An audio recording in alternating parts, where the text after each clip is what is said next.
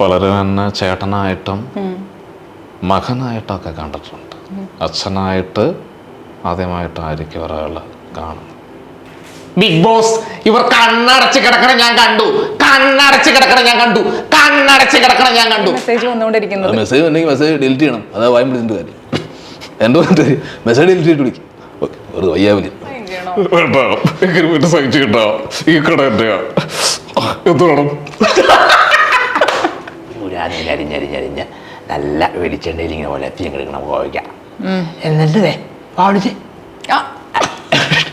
അപ്പൊ ഞാൻ സാർ എനിക്ക് ഡബിങ് പഠിച്ചാൽ കൊള്ളാന്നുണ്ടായിരുന്നു. അപ്പം ചെയ്യുന്നുണ്ടോ?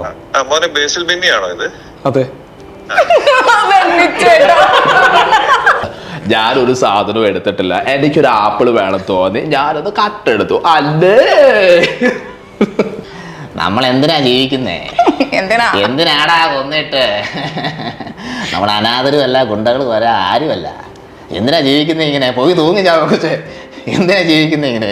അവർ ചെയ്യുന്നതിൽ നിന്നും വെറൈറ്റി ആയിട്ടുള്ള കാര്യങ്ങൾ നമ്മളിൽ നിന്ന് കിട്ടുമ്പോൾ അല്ലേ ആൾക്കാർ നമ്മുടെ കൂടെ നിൽക്കൂ. അങ്ങനെ കിട്ടുന്നുണ്ട്. അതുകൊണ്ടാണല്ലോ നിങ്ങൾ വിളിച്ചത്.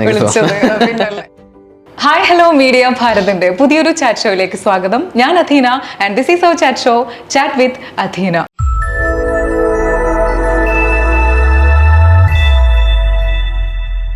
ഇന്ന് നമ്മുടെ ചാറ്റ് വിത്ത് അഥീനയിൽ അതിഥിയായി വന്നിരിക്കുന്നത് മിമിക്രി ആർട്ടിസ്റ്റും ഡബിംഗ് ആർട്ടിസ്റ്റുമായ ബേസിൽ ബെന്നിയാണ്.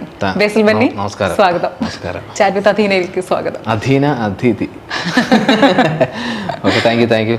നമ്മുടെ സോഷ്യൽ മീഡിയ അടക്കി വാഴുന്ന, നമ്മൾ പണ്ട് മാവേലി നാടുവാണിയിടും കാലം എന്നൊക്കെ പറയുന്നത് പോലെ ഇപ്പോ സോഷ്യൽ മീഡിയ അങ്ങ് അടക്കി ഭരിക്കുന്ന ഒരാളാണ് ബേസിൽ ബെന്നി. പലരിൽ ഒരാളാണ്. ഒരുപാട് പേരുണ്ട്. അത് ചെറിയൊരു അതിന്റെ ഒരു കാര്യം എന്ന് വെച്ചാല് ബേസിൽ ബെന്നി വളരെ അപ്ഡേറ്റഡ് ആണ് അല്ലെ കാര്യങ്ങൾക്ക്. ഓരോ കാര്യങ്ങളും വളരെ മൈന്യൂട്ടായിട്ട് വീക്ഷിക്കുന്ന ഒരു വ്യക്തിയാണ്.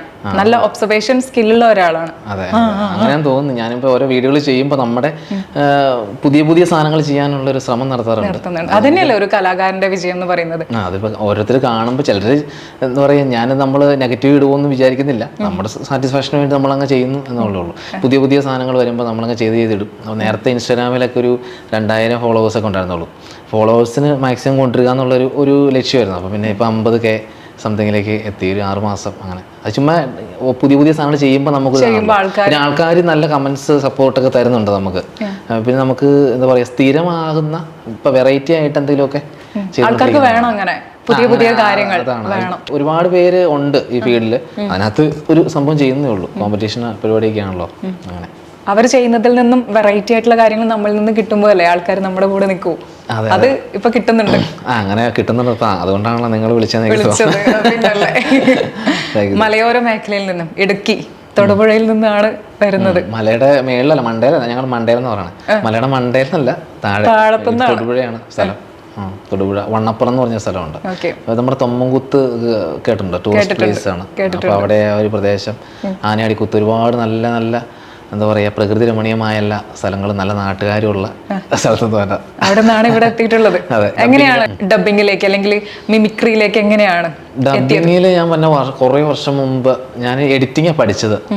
അപ്പം ഞാൻ ആദ്യമായിട്ട് ഡബ് ചെയ്യുന്ന സൈത്യൻ്റെ അടുത്ത് ഡബ് ചെയ്യുന്നത്. നമ്മുടെ അത് ചെയ്ത ബാലവീർ എന്ന് പറഞ്ഞിട്ടൊരു സീരീസ് ഉണ്ടായിരുന്നു. അപ്പോൾ അതൊരു പയ്യന്റെ, അതായത് എനിക്ക് പോകൊണ്ട് ചെറിയൊരു പയ്യൻ, ഒരു കെവിൻ എന്നൊക്കെ പറഞ്ഞൊരു പയ്യൻ, അതിനകത്ത് കുറെ ഒരു ചെയ്തു. അപ്പോൾ അതിനകത്ത് നമ്മുടെ അവിടെ ചെമ്പുമുക്കിലെ സ്റ്റുഡിയോയിൽ, സൈത്യയുടെ സ്റ്റുഡിയോയിലാണ് ആദ്യമായിട്ട് ഡബ് ചെയ്യുന്നത് ഫസ്റ്റ്. അപ്പോൾ ഡബിങ് എന്ന് പറഞ്ഞ സാധനം ആദ്യമായിട്ട് ചെയ്യുന്ന അവിടെയാണ്. പിന്നെ ഞാൻ എന്താ പറയുക, നമുക്ക് ഇവിടെ പഠിക്കുന്നതുകൊണ്ട് നമുക്ക് എന്തെങ്കിലും വരുമാനമൊക്കെ വേണമല്ലോ. അപ്പോൾ ഒരു സൈഡായിട്ട് ചെല്ലുമ്പോൾ പിന്നെ അടുത്ത ഒരു ആ ക്യാരക്ടർ സ്ഥിരമായിട്ടുള്ളത് കൊണ്ട് നമ്മളെ വിളിച്ചു. അപ്പോൾ അങ്ങനെ കുറേ ചെയ്തു. അതിനുശേഷം പിന്നെ സീരിയൽ ചെയ്തു നമ്മളുടെ സ്റ്റുഡിയോയിൽ തന്നെ. അങ്ങനെ പോയി. പിന്നെ ഈ ഇടയ്ക്കാണ് പൂർണ്ണമായിട്ട് ഡബിങ്ങിലേക്ക് ഇറങ്ങിയത്. ഒരു വർഷമായുള്ളൂ. പിന്നെ ഇടക്കാലത്ത് ഡബിങ്ങിൽ നിന്ന് മാറി നിന്നായിരുന്നു. കുറച്ച് നാട്ടിൽ വേറെ പഠിക്കാനൊക്കെ ആയിട്ട് പോയി. പിന്നെ വീണ്ടും ഡബിങ്ങിലേക്ക് വന്നു. അങ്ങനെ പിന്നെ FKയിൽ മെമ്പർഷിപ്പ് ഒക്കെ എടുത്ത് അങ്ങനെ എല്ലായിടത്തും ഡബിങ്. ഒരുപാട് പേരുണ്ട് ഡബ് ചെയ്യുന്നത് കേട്ടോ. അതിനകത്ത് ചെറിയൊരു സംഭവം, ഒരുപാട് ആൾക്കാരുണ്ടല്ലോ ഡബ് ചെയ്യുന്നത്. ഡബിങ് ആർട്ടിസ്റ്റുകളാണ് നിറച്ചു. ഞാനിപ്പോൾ നേരത്തെ തന്നെ ഞാൻ പറഞ്ഞു അപ്ഡേറ്റഡ് ആവുന്ന ഒരു വ്യക്തിയാണ്.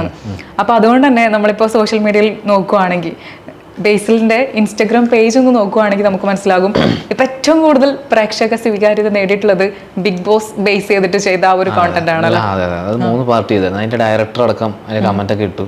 അത് ഭയങ്കര ഒരു കാര്യമായി. അത് ചുമ്മാ ഒരു എന്താ പറയുക, നമ്മൾ പുതിയ സാധനങ്ങൾ വരുമ്പോൾ ജനങ്ങൾക്ക് ഇഷ്ടമുള്ള സാധനം നമ്മൾ ട്രൈ ചെയ്യുന്നു. അപ്പം അതിനകത്തൊരു ട്രോൾ പോലെ ചെയ്തേ, എല്ലാ സൗണ്ട് അങ്ങനെ കറക്റ്റൊന്നും അല്ല, എന്നാലും അതിനകത്ത് ട്രോൾ ആൾക്കാരുടെ സാധനങ്ങൾ കുറേ ചെയ്തു. ലാലേട്ടൻ അടക്കം ട്രോൾ പുള്ളിയുടെ സൗണ്ട് അങ്ങനെ ഒന്നല്ല, എന്താ ഇരിക്കുക എല്ലാവരും ഇരിക്കുക, പുള്ളിയുടെ സൗണ്ട് അങ്ങനത്തെ ഒരു രീതിയിൽ ചെയ്യുന്നേ ഉള്ളൂ. അതങ്ങോട്ട് കേറി കത്തി. അത് 2-3 ആദ്യം ഒരു 50 സെക്കൻഡ് ചെയ്തു, പിന്നെ 3 ചെയ്തത്. ഇനി പുതിയ സാധനം ചെയ്യാലോ, കണ്ടന്റിന്റെ ക്ഷാമമില്ലല്ലോ നമുക്ക്, അതുകൊണ്ട് പിന്നെ ഇഷ്ടംപോലെ അങ്ങ് ചെയ്യാം. ഡെയിലി ഓരോരോ കോണ്ടന്റ് ഇങ്ങനെ അവർ തന്നെ ഉണ്ടാക്കിയെടുക്കുകയല്ലേ ചെയ്യുന്നത്. അതുകൊണ്ട് നമുക്ക് അന്ന് കട്ട് ചെയ്ത് ചെയ്യാം. അപ്പോൾ ബിഗ് ബോസിലെ ആൾക്കാർ നമുക്കിടയിലേക്ക് ഇപ്പൊ വന്നാൽ, ശബ്ദ സാമീപ്യമായിട്ട് അവര് വന്നാൽ എങ്ങനെ ഇരിക്കുന്നു നമുക്കൊന്ന് നോക്കാം. ബിഗ് ബോസിന്റെ സൗണ്ട് എടുക്കാം. ബിഗ് ബോസ് രാവിലെ എഴുന്നേൽക്കുമ്പോൾ എനിക്ക് തോന്നി ബിഗ് ബോസ് എന്ന് പറയുന്ന ആള് ഉറങ്ങാറില്ല എന്നൊരു മൈൻഡാണ്. ഈ സൗണ്ട് മാത്രമല്ല കേട്ടിട്ടുള്ളത്. പുള്ളി രാവിലെ പറയുന്നു രാത്രി 2:35. ഞാൻ തന്നെ എൻ്റെ എക്സ്പ്രഷൻ ഇട്ട് കൊടുത്തിട്ടുണ്ട് പുള്ളി. കാരണം ഈ ശബ്ദം കേൾക്കുമ്പോൾ നിങ്ങളുടെ മനസ്സിൽ തന്നെയാ വരുന്നേ. ആദ്യമേ നമ്മുടെ മനസ്സിൽ എന്താ വരുന്നേ, ഒരു വലിയ ഗൗരവമുള്ള മനുഷ്യൻ, ശരിക്കൊന്നുമില്ല. അയാളുടെ പേരെന്താ, അദ്ദേഹത്തിന്റെ രഘുനാഥ്. പുള്ളിയുടെ പേരെന്ന് പറയട്ടെ, രഘുനാഥ്. അദ്ദേഹത്തിന്റെ സൗണ്ട്, അപ്പൊ സൗണ്ട് മാത്രമേ കേട്ടിട്ടുള്ളൂ. പുള്ളിയുടെ രാത്രി 2:35 കറക്റ്റ് അങ്ങനെയൊക്കെ വരുള്ളൂ. അപ്പോഴേക്കും ആരെല്ലാം കൂടി ഇറക്കുന്നുണ്ടാവും. അതിനുശേഷം ഫസ്റ്റ് അനീഷ്യന്റെ സൗണ്ട് എടുക്കാം. ബിഗ് ബോസിന്റെ ഇപ്പോഴത്തെ ഒരു ഏറ്റവും വലിയ ടോപ്പിൽ നിൽക്കുന്ന, നമുക്ക് കപ്പടിക്കുന്നു വിശ്വസിക്കുന്ന അനീഷ്യന്റെ സൗണ്ട്. അനീഷ്യന്റെ ഒരു ട്രോൾ സാധനം ഉണ്ടാകും, രേണു സുധി പുള്ളിയായിട്ട് പറയുന്ന സാധനം. അപ്പോൾ ബിഗ് ബോസ് ഇവർ കണ്ണടച്ച് കിടക്കണം ഞാൻ കണ്ടു, കണ്ണടച്ച് കിടക്കണം ഞാൻ കണ്ടു, കണ്ണടച്ച് കിടക്കണം ഞാൻ കണ്ടു, കണ്ണടച്ച് കിടക്കണം ഞാൻ കണ്ടു. ഞാൻ പറയും കണ്ണടച്ച് കിടക്കണം ഞാൻ കണ്ടു. ബിഗ് ബോസ് ഇവരെന്നെ മാനസികവും ശാരീരികവുമായി പീഡിപ്പിക്കുകയാണ്. ഇതെന്റെ സീറ്റാണ്, ഇതെന്റെ സീറ്റാണ്. ഞാൻ തന്നെയാണ് ഒന്നാമൻ, ഞാൻ തന്നെയാണ് ഒന്നാമൻ. പുള്ളി പറയല്ലോ.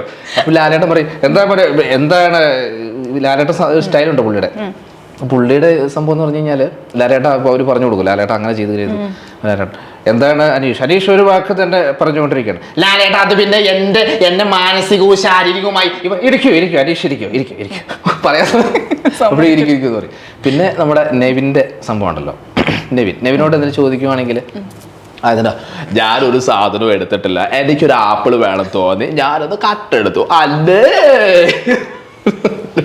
ഒരു സാധനം ഉണ്ടല്ലോ, എൻ്റെ കാര്യങ്ങൾ ഞാൻ നോക്കാം, എൻ്റെ കാര്യം കൂടുതൽ ഇടപെടാൻ പറയണ്ടൊന്നും വേണ്ട.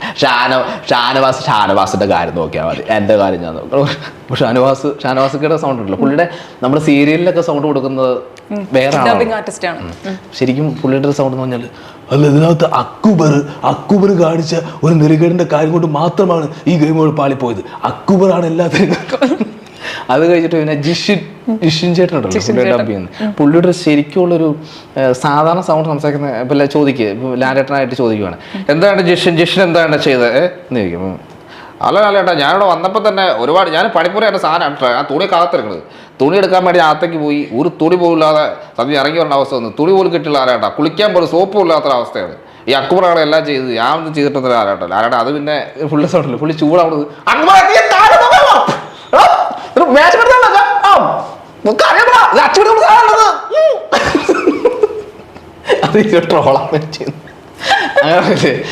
അങ്ങനെ പറയാറില്ലേ ജിഷിൻ ചേട്ടൻ ഇത് കാണുമ്പോല്ലേ സന്തോഷം.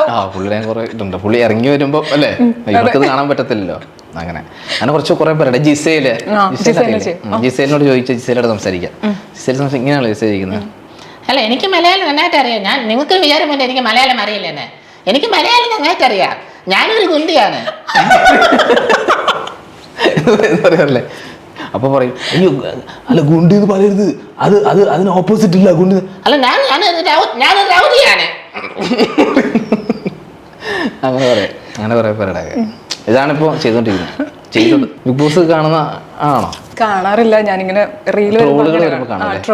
ഇപ്പൊ എല്ലാവർക്കും ഈ സാധനമാണല്ലോ മെയിനായിട്ട് അനീഷിന്റെ പറ്റുമോ.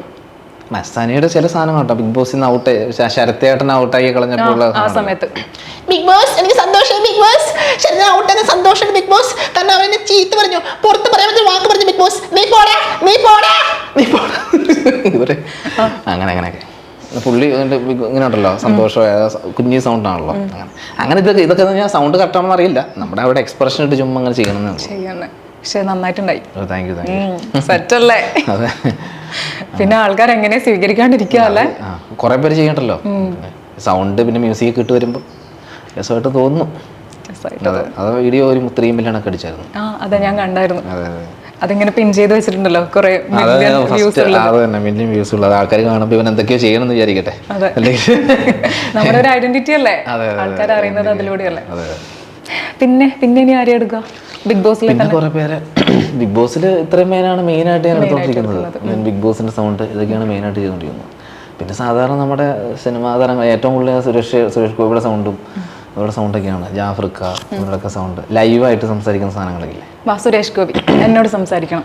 സുരേഷ് ഗോപിയായിട്ട് ഞാൻ സുരേഷ് ഗോപിയായിട്ട് സംസാരിക്കാം. ഇപ്പം ഇന്റർവ്യൂവിൽ വന്നിരിക്കുന്ന സുരേഷ് ഗോപി എന്ന് വിചാരിക്കും, സംസാരിക്കും. സുരേഷ് ചേട്ടാ, എനിക്ക് ഒരുപാട് സന്തോഷമുണ്ട്. എൻ്റെ ജീവിതത്തിൽ ഞാൻ ഏറ്റവും കൂടുതൽ ആഗ്രഹിച്ചൊരു നിമിഷമാണിത്. സുരേഷ് ചേട്ടൻ്റെ അടുത്തിരുന്ന് ഇതുപോലെ ഇങ്ങനെ സംസാരിക്കാൻ കിട്ടുന്നത് അത്രയും ബ്ലെസ്ഡ് ബീയിങ് ആയതുകൊണ്ട് മാത്രമാണ് എനിക്ക് ഇങ്ങനെ ഒരു അവസരം കിട്ടിയത്. കാരണം ഞാൻ എൻ്റെ അച്ഛൻ്റെ സ്ഥാനത്ത് കാണുന്ന ഒരു വ്യക്തിയാണ്. അതെ, പലരും എന്നെ ചേട്ടനായിട്ടും മകനായിട്ടൊക്കെ കണ്ടിട്ടുണ്ട്. അച്ഛനായിട്ട് ആദ്യമായിട്ടായിരിക്കും ഒരാൾ കാണുന്നത്. എൻ്റെ ലക്ഷ്മി ഇപ്പോൾ ഉണ്ടായിരുന്നെങ്കിൽ മോളുടെ പ്രായം. ഒരു ഇമോഷൻ പറയാനുണ്ട്. ഈ തൃശ്ശൂർ ഭാഗത്തൊക്കെ പല ആളുകളും എന്നോടിങ്ങനെ ഓരോ കാര്യങ്ങളും ചോദിക്കാറുണ്ട്. അതും പ്രായമായിട്ടുള്ള ഒരു 20-25 വയസ്സിന് മേളിലുള്ള കുട്ടികൾ, കുഞ്ഞു കുട്ടികൾ ചോദിക്കാറുണ്ട്. അത് നടത്തി തരണം, ഇത് നടത്തി തരണം എന്നൊക്കെ പറഞ്ഞു. പേര് അധീന. ഒന്നായി വരട്ടെ, എല്ലാ കാര്യങ്ങളും ഭംഗിയാവട്ടെ. Thank you so much. ആയുഷ്മാൻ ഭവ.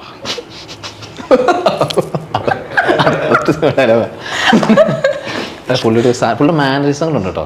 ആ പുള്ളിയുടെ മാനറിസം ശ്രദ്ധിച്ചാൽ അപ്പോൾ എന്തെങ്കിലും പറയുകയാണെങ്കിൽ പുള്ളിയുടെ എക്സ്പ്രഷൻസ് ഞാൻ കൂടെ നോക്കി പറയാം. എക്സ്പ്രഷൻസിന് പുള്ളി ആ ഫീൽ ചെയ്യിക്കും അവിടെ. ഞാൻ പുള്ളി ഒരു സാധനം പറഞ്ഞാൽ അത് പുള്ളിയുടെ ഫേസിലുണ്ടോ. അപ്പോൾ എന്തെങ്കിലും പറഞ്ഞാൽ പുള്ളിനെ പൊക്കി പറയും, എന്തെങ്കിലും പറഞ്ഞു. സുരേഷ് ചേട്ടൻ ഇപ്പോൾ ഈ ഒരു പൊളിറ്റിക്കൽ ഫീൽഡിലാണെങ്കിൽ കൂടിയും പലരും പല രീതിയിലും സുരേഷ് ചേട്ടനെ പരാമർശിക്കുന്നുണ്ട് അല്ലെ. കുറ്റം പറയുന്ന ആൾക്കാരുണ്ട്, കൂടെ സപ്പോർട്ട് ചെയ്യുന്ന ആൾക്കാരുണ്ട്. അപ്പോൾ അതിനൊക്കെ ഏത് രീതിയിലാണ് നോക്കി? ഒരുപാട് പേരെന്നെ വിമർശിക്കുന്നു ട്രോളുകളിലൂടെയൊക്കെ. അത് വേണം ഇത് വേണം എന്നൊക്കെ പറഞ്ഞ് വളരെ മ്ലേച്ഛകരമായി പറയാറുണ്ട്. എൻ്റെ മകനെ ഇടയ്ക്ക് പറഞ്ഞു, ഞങ്ങൾ അനാഥരല്ല, ഗുണ്ടകളാണ്. ആ ഡയലോഗൊക്കെ വളരെ വിഷമമുണ്ടാക്കുന്ന ഡയലോഗ്. ഞാനിടയ്ക്ക് രാത്രി ഇരുന്ന് കേൾക്കും ഇത്. എനിക്ക് സന്തോഷം കൊണ്ട് തുള്ളിച്ചാടുമ്പോൾ വിഷമം വരാൻ വേണ്ടി ഞാൻ ഈ ഡയലോഗ് കേൾക്കും. പൊട്ടി ഞാനിങ്ങനെ കരയും. സുരേഷ് ഗോപി ഫാനാണോ? പിന്നല്ലേ. സുരേഷ് ഗോപി ഭയങ്കര ഇഷ്ടമാണെന്ന് ഭയങ്കര ഫാദർലി അഫെക്ഷൻ ആണല്ലേ പുള്ളിയുടെ ഒരു. അതെന്താ പുള്ളിയുടെ ഒരു പ്ലസ് ആയിട്ട് തോന്നി എന്താണ്? എനിക്കും ഇഷ്ടമാണ് പുള്ളിനെ. അതന്നെ, ആ ഒരു മക്കളോടുള്ള ആ ഒരു കെയറിംഗ് മനുഷ്യനാണ്, നല്ലൊരു മനുഷ്യനാണ്. നേരിട്ട് കാണാൻ ആഗ്രഹിക്കുന്ന ഒരു വ്യക്തിയാണ്. പക്ഷെ നേരിട്ട് ജസ്റ്റ് ഒരു കണ്ട് ഹായ് അധീന അങ്ങനെ അതിന് ഞാൻ ആഗ്രഹിക്കുന്നില്ല. കണ്ട് കുറച്ച് സമയം സംസാരിക്കണം, അതിനൊരുപാട് ആഗ്രഹിക്കുന്നുണ്ട്. പുള്ളി എന്തായാലും അങ്ങനെയുള്ള ഭാഗ്യം ഉണ്ടാവട്ടെ. പുള്ളിയോട് നോക്കി പറ, അങ്ങനെ ഒരു ഭാഗ്യം ഉണ്ടാവട്ടെ. കാരണം സുരേഷ് ചേട്ടനെ ഞാൻ ഒരുപാട് കാണാൻ ആഗ്രഹിക്കുന്നുണ്ട്. ആഗ്രഹം നടക്കട്ടെ. സുരേഷ് ചേട്ടൻ ഇത് കാണുവാണെങ്കിൽ എത്രയും പെട്ടെന്ന് അടുത്തേക്ക് ചെല്ലുക അല്ലേ. പുള്ളി കാണുക, പുള്ളി അങ്ങനത്തെ മനുഷ്യനാണെന്ന് തോന്നുന്നു. പലരും അടച്ചാക്ഷേപിക്കുന്ന ആ ഒരു സമയത്തും എൻ്റെ ഉള്ളിലുള്ള ആ ഒരു സ്നേഹത്തിന് എന്തുകൊണ്ടായിരിക്കും അത്രയും, ഞാൻ ഇന്റർവ്യൂ ഇല്ല കേട്ടോ, അത്രയും സ്നേഹം തോന്നാനുള്ള കാരണം എനിക്ക് അറിയാൻ വേണ്ടി. കാരണം കുറേ പേര് പുള്ളിയെ സ്നേഹിക്കുന്നവരുണ്ട്, പിന്നെ ആർട്ടിസ്റ്റ് സ്നേഹിക്കുന്നവരുണ്ട്. ഞാൻ പുള്ളിനെ ആക്ടർ ബേസ് അല്ല, എനിക്ക് വ്യക്തിപരമായി എനിക്ക് പുള്ളിമാരി ഇഷ്ടമാണ്. ഞാൻ നമ്മുടെ സ്ട്രോളിലും പുള്ളിയുടെ ഒരു ഇമോഷൻസ് എവിടെയൊക്കെയോ സിനിമകളിലും അതിലൊക്കെ ആ ഒരു എന്താ പറയുക, എന്തോ ഒരു പുള്ളി ഒരു മുഖ്യമന്ത്രി ആയി കഴിഞ്ഞാൽ എങ്ങനെ ആയിരിക്കും എന്നൊക്കെ ചെയ്യുന്നുണ്ട് അല്ലേ. ശരിയാണല്ലോ. ഇപ്പം പുള്ളി ഇലക്ഷൻ നിന്ന് കുറെ കാര്യങ്ങൾ പുള്ളിതായിട്ട് കാര്യങ്ങൾ ചെയ്യുന്നുണ്ട്. വലിയ വലിയ പ്രൊജക്ടുകളൊക്കെ പുള്ളി കൊണ്ടുവരുന്നുണ്ട്. അപ്പം അധീനയ്ക്കുള്ള ഒരു എന്താ പറയാ ചെറുപ്പം മുതലേ ഉണ്ടെന്ന് പറഞ്ഞില്ലേ, അത് എന്തുകൊണ്ടായിരിക്കും? മെയിൻ കാരണം സിനിമയുടെ ആണോ? സിനിമയുടെ മാത്രമല്ല, ആ ഒരു കുടുംബത്തിനെ ഇങ്ങനെ നോക്കി കാണുന്നത്, പിന്നെ മക്കളെ വളർത്തുന്ന രീതിയും ഒക്കെ ഒരു ഇതാണല്ലേ. ഒരു നടൻ എന്നതിനെ മാറ്റി നിർത്തിയാൽ എനിക്ക് ഭയങ്കര ഇഷ്ടം എന്ന് ഞാൻ പറയുമ്പോൾ തന്നെ അതെനിക്ക് ഭയങ്കര ഇഷ്ടമുള്ളൂ. കഴിഞ്ഞ ഞങ്ങള് ഈ സുമതി വളവ് മൂവി കാണാൻ പോയപ്പോൾ അത് കഴിഞ്ഞപ്പോൾ ഗോകുൽ വന്നിട്ടുണ്ടായി. അവിടെ. അപ്പൊ എനിക്ക് ഗൂഗിളിൽ കണ്ടപ്പോ എനിക്കെന്തോ എൻ്റെ ഒരു സിബ്ലിങ്ങിനെ കണ്ട ആ ഒരു ഫീൽ എനിക്കുണ്ടായത്. അപ്പൊ മനസ്സിലാവില്ലേ ആ ഒരു അറ്റാച്ച്മെന്റ് എങ്ങനെയുള്ളതായിരിക്കും. അടുത്തതൊരു ടാസ്ക് ആണ്. ടാസ്കോ? കുഞ്ഞു ടാസ്ക്. ഒരു ക്രേസി വാട്ട് ഇഫ് സിറ്റുവേഷൻ ആണ്. അതായത് വാട്ട് ഇഫ് മമ്മൂട്ടി കസ്റ്റമർ കെയറിൽ ആണ് വർക്ക് ചെയ്യുന്നത്. മമ്മൂട്ടി കസ്റ്റമർ കെയറിലാണ് വർക്ക് ചെയ്യുന്നത്. അപ്പോൾ ഞാനാണ് വിളിക്കുക. ബേസിൽ മമ്മൂട്ടി ആവണം, ഞാൻ വിളിക്കും, ഒരു കാര്യം പറയുക. അപ്പോൾ അതിന് ഏത് രീതിയിലാണ് റിയാക്ട് ചെയ്യുക എന്നുള്ളത് കസ്റ്റമർ കെയറിൽ നിൽക്കുന്ന ആളായിട്ട് മാറണം. ഓക്കെ, മമ്മൂട്ടിയാണ് ഇരിക്കുന്നത്. Jio. Okay. Hello. Hello. Hello, customer care അല്ലേ? അല്ല, നമ്മളൊന്ന് ഉറപ്പിക്കണല്ലോ. Okay okay. ഒരു കാര്യമുണ്ട്. അതായത് ഞാനിപ്പോ എന്റെ ജിയോ പ്ലാൻ ഇല്ലേ, വാലിഡിറ്റി തീർന്നു പോയി. ഓക്കെ, ഞാൻ പൈസ തന്നതാ. ഞാൻ റീചാർജ് ചെയ്തു. ഞാൻ ഓൾറെഡി റീചാർജ് ചെയ്തു. 350ന്റെ.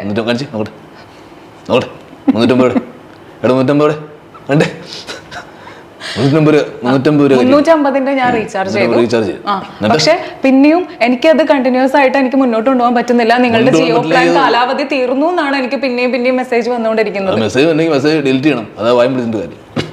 എന്തോ മെസ്സേജ് ഡിലീറ്റ് ചെയ്തിട്ട് വിളിക്കും.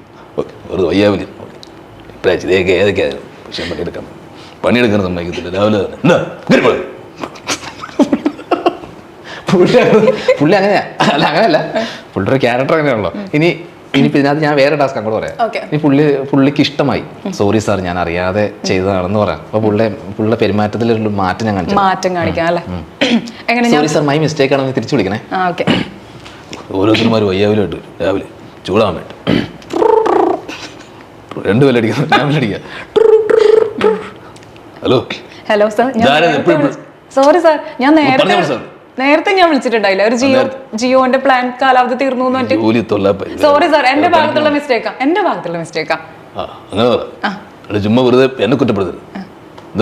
എന്റെ ഈ പ്രശ്നത്തിന് എന്തെങ്കിലും പരിഹാരം കണ്ടെത്താൻ പറ്റുമോ സാറിന്? നിങ്ങളുടെ പേരെന്താ? എന്റെ പേര് അഥീന. ഞാനൊരു RJ ആണ്. VJ ആണ്. ജോലിയുണ്ടോ? വേറെ ഡബിംഗ് ആർട്ടിസ്റ്റ് ആണ്. Okay sir. എന്റെ ജിയോ പ്ലാൻ ഒക്കെ ഞാൻ റീചാർജ് ചെയ്തതാ. Okay sir. ഓക്കെ ആയിട്ടുണ്ട്. Thank you so much. നന്ദിയുണ്ടേ. നന്നായിട്ടുണ്ട്. അങ്ങനെയാണെന്ന് തോന്നല്ലേ? പാവം. അയ്യോ, എനിക്കിഷ്ടമാണ് പുള്ളിനെ. നിങ്ങൾ സുരേഷ് ഗോപി പുള്ളി കണ്ടിരുന്ന ഒരു മുൻകൂർ ജാമ്യമാണോ ഈ എടുക്കുന്നത്? അടുത്ത ടാസ്ക് ആണ്. Okay, what if Lal sir ഇല്ലേ, മോഹൻലാൽ അല്ല, മറ്റേ നമ്മുടെ താടി ലാൽ, ബ്രോഡ്വേയിൽ പോയിട്ട് അവരോട് ബാർഗെയിൻ ചെയ്യുവാണ്. തുണി എടുക്കാൻ വേണ്ടി പോകണം. തുണി എടുക്കാൻ പോവാണ്. തുണിയുടെ ആളല്ലേ? അതെ. ഇതിന് 50 രൂപ. അയ്യോ, 50 രൂപ. എന്താണ് സാർ ഇത്? നമുക്ക് എന്തെങ്കിലും, നമ്മൾ ഈ രാവിലെ ഒരു വെയിലും കൊണ്ട് നമുക്ക് എന്തെങ്കിലും ഒരു കാര്യം ഉണ്ടാവണ്ടേ? എന്റെ പൊണ്ണുമക്കൾക്ക് നാല് എറണാകുളത്തുള്ള ആളാണ്. ചെറിച്ച് വളർന്ന് ഇവിടെ തന്നെ ഭക്ഷണം കഴിച്ച് കേൾക്കുന്ന ഒരാളാണ്. 10 രൂപ. 10 രൂപ സാർ, എത്ര വലിയ കാറിലൊക്കെ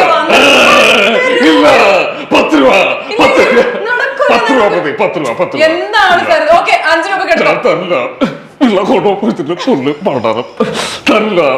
എനിക്ക് വേണം നിങ്ങൾ ഡ്രസ്. എനിക്ക് അങ്ങനെ പോവല്ലേ. 5 രൂപ. ഓക്കെ, 5 രൂപ. 2 രൂപ വരും.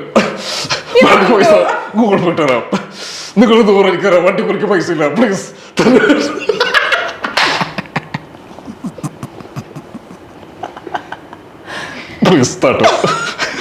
ഈ കട അങ്ങനെ തന്നെ എടുത്തോ. ഇത് ഞാൻ എഴുതി തരും. അഗ്രിമെന്റ് സൈൻ ചെയ്യണോ? വേണ്ട, അഗ്രിമെന്റ് സൈൻ ചെയ്യണ്ട. ഈ കട എന്റെയാ. എന്ത് വേണം? ഇതേ സാധനം 50 രൂപയുടെ സാധനം. ഓക്കെ, നമുക്കത് നേരെ ഓപ്പോസിറ്റ് ചെയ്യാം. അപ്പൊ ഇതിന് കറങ്ങി തിരിച്ച് പുള്ളി സാധനം മേടിച്ചു, പറ്റിച്ചു. നിങ്ങൾ വെറുതെ. ഓക്കെ, എത്ര വേണം? 50 രൂപയല്ലേ? തരില്ല. തരില്ലേ? ഇല്ല. എത്ര ഇതല്ല എന്റെയാ. ഇവിടെ കടന്നു ഒരു നിർത്തലും ഇറക്കി പോയി വീട്ടിൽ പുള്ളി അത് ലാൽ ഇനി സാറിന് അടുത്തത് അങ്ങനെയാണല്ലോ. ഇനി അടുത്തത് അതായത് ജാഫർ ഇടുക്കിയില്ലേ? ഇടുക്കിക്കാരനാണ്. അപ്പൊ ജാഫർ ഇടുക്കി നല്ലൊരു ഷെഫാണ് അല്ലെ? ഞാൻ അടിക്കാരൻ പുള്ളിയാണോ? രണ്ടുപേരും അടിക്കാരൻ. ജാഫർ ഇടുക്കി ബേസിലും ഇടുക്കിയാണ്. അതുകൊണ്ട് ഞാൻ പറഞ്ഞത് അടിക്കോ? ബേസിൽ ഇടുക്കിയല്ല, ബേസിലും ഇടുക്കിയാണ്. ഓക്കെ, അപ്പോൾ നല്ലൊരു ഷെഫാണ്. അപ്പോൾ ഒരു കുക്കിംഗ് റെസിപ്പി ഒന്ന് ഷെയർ ചെയ്യാനായിട്ട് പറഞ്ഞാൽ. ഞാൻ ഫ്രെഡിക്ക് ചേട്ടന്റെ ആ ഒരു കോവയ്ക്ക് ചുമ്മാ സോറി ചേട്ടാ, സോറി, എനിക്ക് വിളിക്കാം. അധീന. വീട് കണ്ണൂരാണ്. കണ്ണൂരെവിടെ?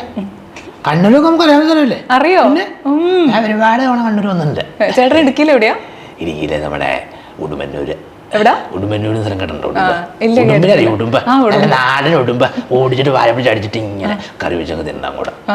വർഷം കഴിഞ്ഞ് കഴിഞ്ഞാൽ ഭയങ്കര കേസായി പരിപാടി. ഞാനില്ലേ നമ്മുടെ കോവക്ക മെഴുക്ക് വരട്ടി ഭയങ്കരമായിട്ട് നമ്മളെ കോവയ്ക്കാൻ മെഴുക്ക് വരുത്തിയോ? നമ്മുടെ എല്ലാവരുടെയും ഇക്കയുടെ സ്പെഷ്യൽ റെസിപ്പി. എല്ലാവരുടെയും മലയാളികളുടെ കോവയ്ക്ക മെഴുക്ക് വരട്ടി. നല്ല കോവയ്ക്ക, നാടൻ കോവയ്ക്ക, പുഴുവില്ല. കോവയ്ക്ക് പുഴു ഉണ്ടാകത്ത്. പുഴുവിനെ ഇങ്ങനെ തോണ്ടിക്കൊള്ളണം. എന്നിട്ട് പുഴുവുള്ള ഭാഗനെ കട്ടിക്കൊള്ളണം. എന്നിട്ട് നല്ല കുരുകുരാന്നിങ്ങനെ അരിഞ്ഞരിഞ്ഞരിഞ്ഞ് നല്ല വെളിച്ചെണ്ണയിൽ ഇങ്ങനെ ഒലത്തി ഇങ്ങനെ എടുക്കണം കോവയ്ക്ക. എന്നിട്ട് പാടിച്ച് അവിടെ കോവയ്ക്ക അങ്ങോട്ട് വിഴുങ്ങ.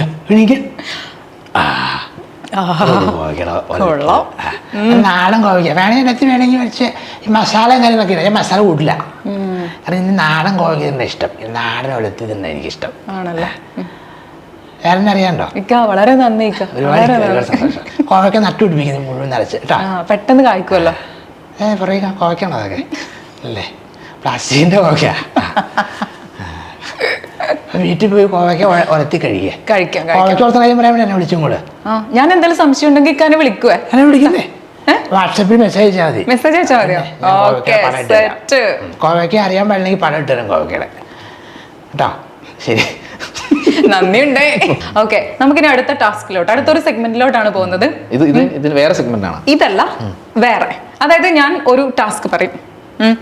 അതിനെ പല ആക്ടേഴ്സും ഏത് രീതിയിലാണ് അതിനെ പറയാന്നുള്ളതാണ്. ഈ ഒരു ഡയലോഗ് കേട്ടാൽ തന്നെ മനസ്സിലാകും. നമ്മൾ നേരത്തെ ഇതിനെ പറ്റി പറഞ്ഞിട്ടുള്ളതാണ്. എന്തിനാണോ കൊന്നിട്ട്? നമ്മൾ അനാഥരാണ്, ഗുണ്ടകളല്ല. അതിനെ ഏത് രീതിയിലാണ് പറയേണ്ടതെന്നറിയോ? ഇൻകുലാബ് സിന്ദാബ്, ആ ഒരു രീതി. ഇൻകുലാബ് സിന്ദാബാദ്. നമ്മൾ വഞ്ചിപ്പാട്ട് മോഡലൊക്കെ കേട്ടിട്ടുള്ളതല്ലേ? എന്തിനാടാ കൊന്നിട്ട്? നമ്മൾ അനാഥരല്ല, ഗുണ്ടകളാണ്. ഞാൻ ഗുണ്ടകളാണ് തോന്നണ്ട, ഗുണ്ടകളാണ്. അയ്യോ, അങ്ങനെ പറയുമല്ലോ. ഇനി ആരാ? ബിതിൻ ചേട്ടൻ, ആർജെ ബിതിൻ ചേട്ടൻ. എന്തിനാടാ കൊന്നിട്ട്? ഞങ്ങൾ ആരാധനല്ല, കമാലി കൈയടിക്ക്. ഗുണ്ടകളല്ല, ഞാൻ ഗുണ്ടകളല്ല, ഗുണ്ടയല്ല, ഞാൻ ആർജയാണ്. ദുബായിലാണ് ഇപ്പം.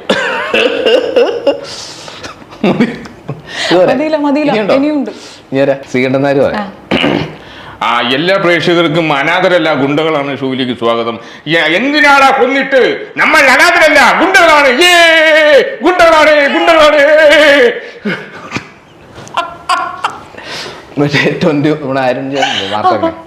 പ്രിയപ്പെട്ട പ്രേക്ഷകരെ, എന്തിനാണ് കൊന്നിട്ട്? നമ്മൾ അനാഥരല്ല, ഗുണ്ടകളാണ്. ഈ തവണത്തെ എൻകൗണ്ടർ ചർച്ച ചെയ്യുന്നത് അനാഥരോ ഗുണ്ടകളോ? അത് തന്നെ. നമ്മൾ അനാഥരല്ല, ഗുണ്ടകളാണ്. പ്രിയപ്പെട്ട പ്രേക്ഷകരെ, നമ്മൾ അനാഥരാവരുത്, ഗുണ്ടകളാണ്, ഗുണ്ടകൾ. എൻകൗണ്ടർ ചർച്ച ചെയ്യാം വൈകിട്ട് 7 മണിക്ക്. നമ്മൾ എന്തിനാ ജീവിക്കുന്നേ? എന്തിനാടാ കൊന്നിട്ട്? നമ്മൾ അനാഥരും അല്ല, ഗുണ്ടകളും വരാ ആരുമല്ല. എന്തിനാ ജീവിക്കുന്നേ ഇങ്ങനെ? പോയി തൂങ്ങി ചാവേ. എന്തിനാ ജീവിക്കുന്നേ ഇങ്ങനെ? നമ്മൾ അനാഥരല്ലെന്നേ. ഒരുപാട് ഗുണ്ടകളുണ്ട് ഇവിടെ. എനിക്ക് ഒരുത്തനെയും പേടിയില്ല. അനാഥരേക്കാൾ മോശമാണ് ഗുണ്ടകൾ. ഒരു ഗുണ്ട എങ്ങനെ അനാഥരാവും? നിങ്ങൾ നിങ്ങൾ മിണ്ടാതിരി ആദ്യമേ. അതെ, അനാഥരല്ല, ഒരു ഗുണ്ടകളും അനാഥരല്ല. കാലിങ്ങനെ ചുരുണ്ട്. നമ്മള് കാലം സാധാരണ എങ്ങനെയാ? ഇങ്ങനെയല്ലോ, ഇത്രയും വെക്കും. പുള്ള കാലം നമ്മൾ എന്തിനാ ജീവിക്കുന്ന? എന്തിനാ? ഒരുപാട് ഗുണ്ടകളുണ്ട് ഈ കൊച്ചിയിലൊക്കെ. പല ഗുണ്ടകളും അനാഥരാ. അതാരും മനസ്സിലാക്കുന്നില്ല. ഗുണ്ടകൾക്ക് വേണ്ടി ഇവിടെ ഒരുത്തനും പ്രതികരിക്കുന്നില്ല. പ്രപഞ്ചമുള്ള കാലഘട്ടം മുതൽ ഇവിടെ ഗുണ്ടകളുണ്ട്. MG ശ്രീകുമാറായാലോ? 10,000 രൂപയുടെ ചോദ്യം കേട്ടോ ചോദിക്കാൻ പോകുന്നത്. അല്ല, അനാഥരാണ് നമ്മൾ അനാഥരാണോ ഗുണ്ടകളാണോ എന്ന ചോദ്യത്തിന് ശരിയായ ഉത്തരം പറഞ്ഞിരിക്കുന്നു അദീന. 10,000 രൂപ കിട്ടിയിരിക്കുന്നു. അതിനകത്ത് 9,999 രൂപയ്ക്ക് വന്നിട്ട് 1 രൂപ അദീനയ്ക്ക് തരും. Thank you. കൊള്ളാം MG സാർ, കൊള്ളാം. മറ്റേ ഇത് ശരത് സാറല്ലേ? ചോദിക്കാനിരിക്കുവായിരുന്നു. ശരത് സാറേ, ശരത് സാറിന് ചെയ്യോ? മോളെ നമ്മൾ അനാഥരാണോ മോളെ? അല്ലെങ്കിൽ നമ്മൾ അനാഥരല്ല മോളെ. നമ്മൾ ചില സമയത്ത് ഗുണ്ടകളായി മാറും. മോളെ ഒരു പാട്ട് തന്നെ ഉണ്ട്, മോളെ ആ പാട്ട് മോളെ പാടിക്കും മോളെ. ചേട്ടാ ഞാൻ പാടിയ സംഗതി മോളെ സംഗതി വരണം. വന്നാലേ മോളെ നോക്കി നോക്കണ്ട. കോവേൽ മോളെ പാടിക്കും. കോവിൽ മോളെ അങ്ങനെയല്ല, കോവിലിൽ പുലർവേ. മോളെ പൊങ്ങട്ടെ മോളെ. ജയ മോളെ കൊണ്ടാ മോളെ ഫാനെ അടിച്ചിട്ട് സംഗതി എല്ലാം കൂടെ തവിട് പൊടിയുടെ താഴെ വീണോ. അത് എന്നാലല്ലേ മോളെ ആ ശ്രുതി വരത്തുള്ളൂ അല്ലേ? അതെ. പിന്നെ മോളെ എന്തിനാ മോളെ ഈ അനാഥര ഗുണ്ടകള്? മോളെ സംഗീതത്തെ സ്നേഹിക്കും മോളെ. മോളെ വാ വരുവാ. ബേസിലെ രക്ഷയുള്ള ബേസിലെ. നമുക്ക് അടുത്തത് ബേസിൽ ശരത് സാറിൽ നിന്ന് ഇങ്ങോട്ടേക്ക് വരൂ. ഇനി നമ്മൾ പോകാൻ പോകുന്നത് എവിടെ കാണുന്നറിയോ? ഇതെന്നെ ശരത് സാറിന് അടുത്ത് കൊള്ളാൻ. അടുത്തത് നമ്മൾക്കൊരു പ്രാങ്ക് കോൾ. പറ്റിക്കാൻ വിളിച്ചിട്ട് പറ്റിക്കുന്ന ഇഷ്ടമാണോ? പിന്നെ കുറെ പേര് എന്നെ പറ്റിച്ചിട്ടുണ്ട്. അപ്പൊ നമ്മളൊന്ന് പറ്റിക്കണ്ടേ? നമുക്കിപ്പോ ലൈവായിട്ട് പറ്റിക്കാൻ പോണത് നമ്മുടെ ഫോണിൽ കൂടെ വിളിച്ചോ? ഫോണിൽ കൂടെ വിളിച്ച് നിങ്ങളുടെ ഫ്രണ്ട്സിനെ വിളിക്കാം. നമ്മുടെ ഡബിങ് ആർട്ടിസ്റ്റ് ആണ് ബെന്നി ചേട്ടൻ. ബെന്നി അബ്രഹാം. ബെന്നി ചേട്ടൻ പാട്ടുകാരനാണ്. ബെന്നി ചേട്ടനെ ഞാനിങ്ങനെ പറ്റിച്ചിട്ടില്ല, ലൈവായിട്ടൊന്ന് പറ്റിക്കാം. നമ്മുടെ ഡബിങ് ആർട്ടിസ്റ്റ് ആയിട്ടുള്ള ബെന്നി ചേട്ടനെ വിളിക്കാൻ പോവാണ്. പുള്ളി ഇതുവരെ വിളിച്ച് പറ്റിച്ചിട്ടില്ല. വളരെ സീരിയസ് ആയിട്ട് ഇൻഷർട്ടൊക്കെ ചേർക്കുന്ന മനുഷ്യനാണ്. ഒരു പാവ മനുഷ്യനാണ് ബെന്നി ചേട്ടൻ. നമ്മളോട് ക്ഷമിക്കണം. ഒരു സ്പോർട്സ്മാൻ സ്പിരിറ്റിൽ മാത്രമായിട്ട് ഇത് എടുക്കണം പ്ലീസ്. ഓക്കെ.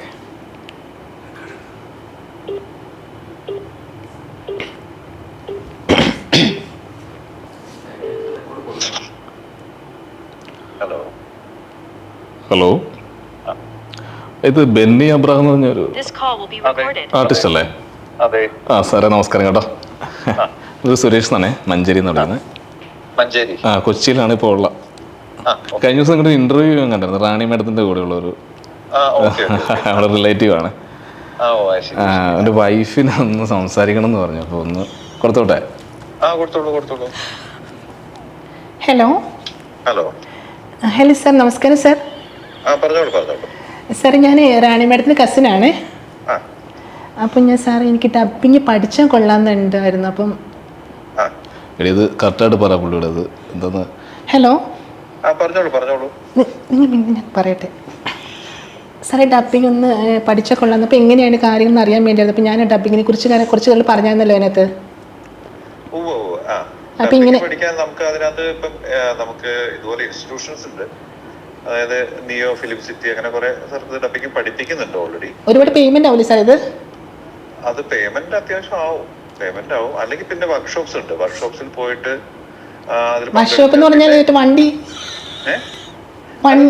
വർക്ക്ഷോപ്സ് എന്ന് പറഞ്ഞാൽ വണ്ടിയോ അല്ല, വർക്ക്ഷോപ്പ് അതായത് വർക്ക്ഷോപ്സ് എന്ന് പറഞ്ഞു കഴിഞ്ഞാല് അതായത് ഡബിങ്ങിനെ കുറിച്ചുള്ള ചെറിയ ചെറിയ ക്ലാസ്സുകളാണ് 2 ദിവസം കൂടുന്ന. സാർ ഇത് എവിടെ ഇരിക്കും? കൊച്ചിയിലായിരിക്കും അത്? കൊച്ചി തന്നെ ഉണ്ട്. ഹസ്ബൻഡിൽ കൊടുക്കാം. ഹലോ സാറേ, അത് ഇവർക്ക് ഡബിങ് ഒരുപാട് ഇഷ്ടമാണേ. എപ്പോഴും ശല്യമാ ഭയങ്കര. ഹലോ, എപ്പോഴും ശല്യമാ സാറേ. ഒന്ന് രാത്രിയൊക്കെ ഭയങ്കര ശല്യമോ. ഒന്ന് പഠിപ്പിക്കും സാറൊന്ന് പഠിപ്പിക്കാമോ? ഞാൻ സാറിന്റെ 1-2 ഇത് നമുക്ക് കണ്ടിട്ടുണ്ട്. സാറ് ചാനലിൽ പ്രൊമോ ഒക്കെ ചെയ്യുന്നുണ്ടോ? ബേസിൽ ബെന്നിയാണോ ഇത്? അതെ.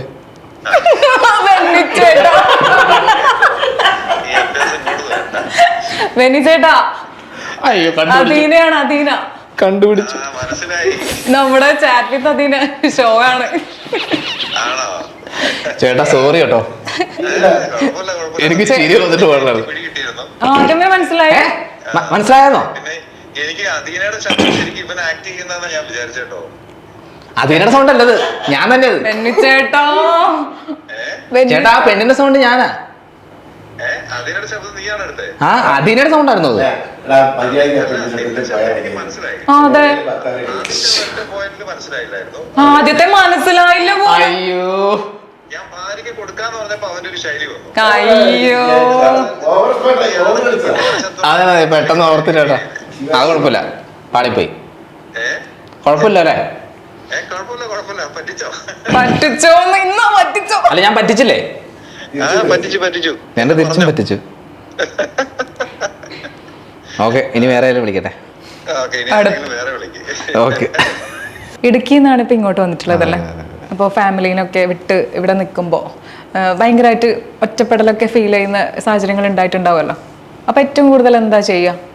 അങ്ങനെ ഒറ്റപ്പെടുന്ന സാഹചര്യം ഒന്നും ഉണ്ടായിട്ടില്ല. ഇടയ്ക്ക് ഒറ്റപ്പെടുമ്പോൾ വീട്ടിൽ പോകും, കുറച്ച് ഇങ്ങോട്ട് പോരും. തൊട്ടടുത്തല്ലേ, ഇവിടെ അല്ലേ, എവിടെ? തൊടുപുഴ അടുത്തല്ലേ. അങ്ങനെ പെട്ടെന്ന് പിന്നെ നമ്മൾ വീഡിയോ കാര്യങ്ങളൊക്കെ ചെയ്യും, എന്തെങ്കിലുമൊക്കെ ചെയ്തുകൊണ്ടിരിക്കും ഇങ്ങനെ പുതിയതായിട്ട്. ഇങ്ങനെ ഒറ്റപ്പെടുന്ന സാഹചര്യങ്ങളൊന്നും അങ്ങനെയൊന്നുമില്ല, ഉണ്ടാവാറില്ല.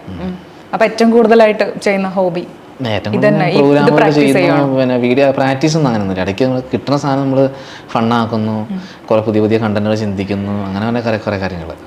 പിന്നെ ട്രോളൊക്കെ എഡിറ്റ് ചെയ്യും അങ്ങനെ. പിന്നെ അങ്ങനെ ഒറ്റപ്പെടുന്ന സാഹചര്യങ്ങൾ ഉണ്ടാവാറില്ല. അങ്ങനെ എല്ലാ ദിവസവും ഒക്കെ എന്തെങ്കിലുമൊക്കെ പരിപാടിയായിട്ട് നിൽക്കും.